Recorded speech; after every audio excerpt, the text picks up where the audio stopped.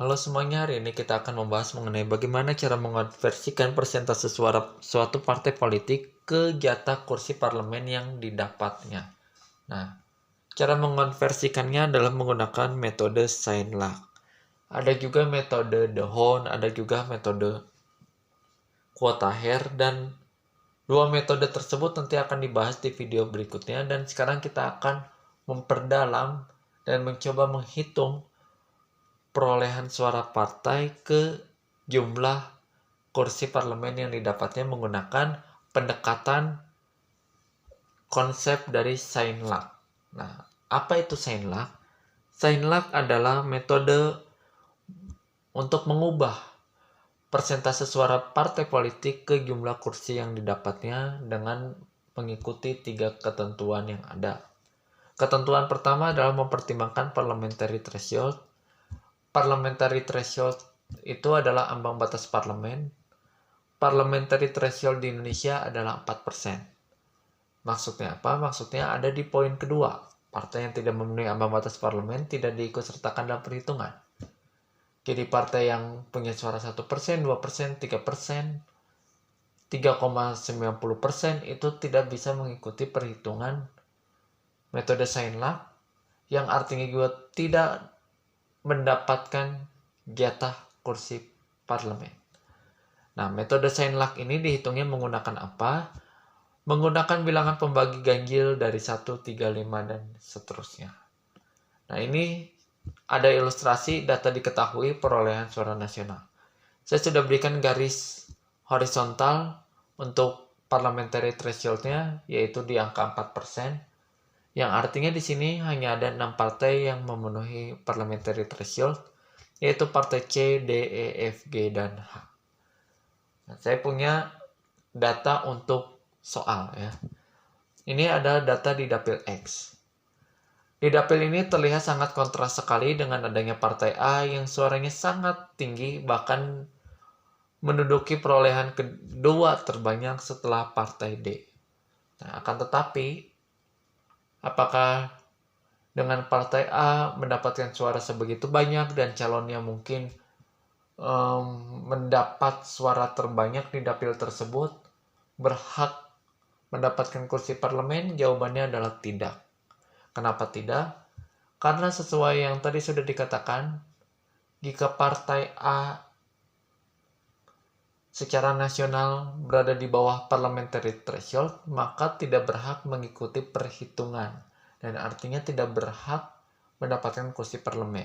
Partai A secara nasional bisa kita lihat ini sangat di bawah ya, sangat rendah. Artinya meskipun di sini partai C dan H di bawah 4%, mereka tetap berhak mengikuti perhitungan karena secara nasional mereka di atas 4%. Nah, di sini ada data. Yang pertama adalah nama calon legislatif dan partainya serta jumlah suara yang didapatnya. Yang kedua adalah nama partai serta jumlah suara yang didapatnya.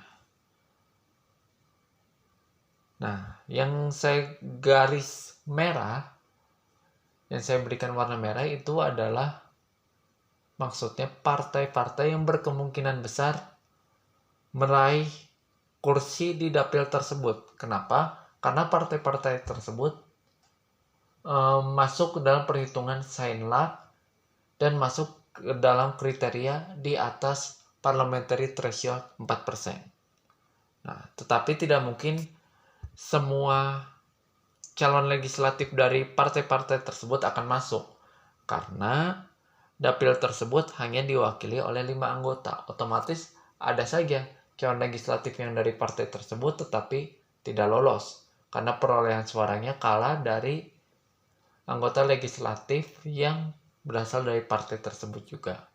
Nah, pertanyaannya di dapil X diwakili oleh 5 anggota legislatif, maka susunannya ialah susunan itu adalah semisal berapa orang dari partai A, berapa orang dari partai B, dan berapa orang dari partai C. Seperti itu. Itu adalah susunan. Nah, kita langsung mulai ke perhitungannya. Perhitungan yang pertama adalah kita mulai dari yang masuk parliamentary threshold, yaitu partai C, D, E, F, G, H. Nah, kita masukkan perolehan suaranya. Setelahnya untuk mendapatkan kursi pertama, semua partai dibagi dengan bilangan pembagi 1. Nah, setelah dibagi 1, terlihat hasilnya yang paling besar adalah partai D. Otomatis partai D mendapatkan 1 kursi atau mendapatkan kursi pertama. Untuk mendapatkan kursi kedua, karena tadi partai D telah mendapatkan 1 kursi, maka partai D harus dibagi dengan bilangan ganjil kedua. Bilangan ganjil kedua itu adalah 3. Dan partai lainnya tetap dibagi 1. Otomatis yang paling besar adalah partai E, yaitu 99.336. Sehingga partai E mendapatkan 1 kursi. Untuk perhitungan jumlah kursi ketiga, partai D dan partai E dibagi 3 dan partai lainnya dibagi 1. Sehingga secara jumlah partai D yang lebih unggul yaitu 65.880 suara. Untuk perhitungan kursi keempat, partai D dibagi 5, partai E dibagi 3 dan sisanya dibagi 1. Meskipun sudah dibagi 5, partai D tetap memenangkan perolehan suara yaitu 39.528 sehingga partai D mendapatkan kursi keempat. Dan untuk kursi terakhir, partai D dibagi 7, partai E dibagi 3 dan sisanya dibagi 1. Otomatis yang mendapatkannya adalah partai F dengan total suara 35.181. Sehingga susunannya adalah 3 anggota partai D, 1 anggota partai E, dan 1 anggota partai F. 3 orang partai D itu adalah Doni, Danu, Tanto. Sementara Santi dan Astini meskipun berasal dari partai D, akan tetapi perolehan suaranya kalah dengan rekan satu partai, maka dia gagal lolos. Nah, sekarang ada ilustrasi berikutnya, nomor 2 ya. Di sini terlihat sangat dominan partai L, bahkan partai D di bawah parliamentary threshold. Akan tetapi seperti yang tadi sudah dikatakan, hasil-hasil ini tidak mempengaruhi perhitungan karena perhitungan berdasarkan parliamentary threshold nasional. Nah, Dapil Y diwakili oleh 5 anggota legislatif, maka susunannya ialah langsung seperti tadi kita masukkan perolehan suaranya dari partai C, D, E, F, G, H. Kursi pertama semua partai dibagi 1 dan yang terbanyak adalah partai G dengan meraih 98.362 suara. Nah, untuk perolehan untuk mendapatkan suara atau kursi kedua, partai G dibagi 3 dan sisanya dibagi dengan 1. Maka yang memiliki suara terbesar adalah partai F dengan 72.941 suara.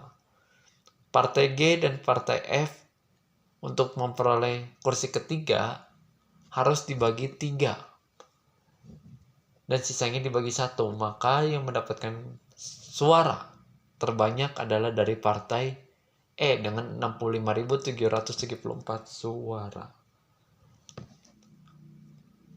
Partai G, partai F, partai E dibagi 3 dan yang lainnya dibagi 1 untuk mendapatkan kursi keempat, yang hasil akhirnya adalah partai D memperoleh suara terbanyak yaitu 29.364 suara.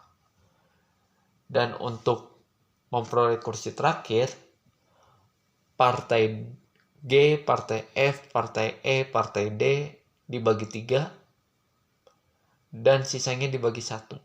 Maka yang memperoleh suara terbanyak adalah partai G dengan 32.921 suara. Sehingga susunannya Dapil Y diwakili oleh 1 anggota partai D, 1 anggota partai E, 1 anggota partai F, dan 2 anggota partai G. Oke, itu dia pembahasan mengenai metode sign luck. Semoga bermanfaat. Terima kasih.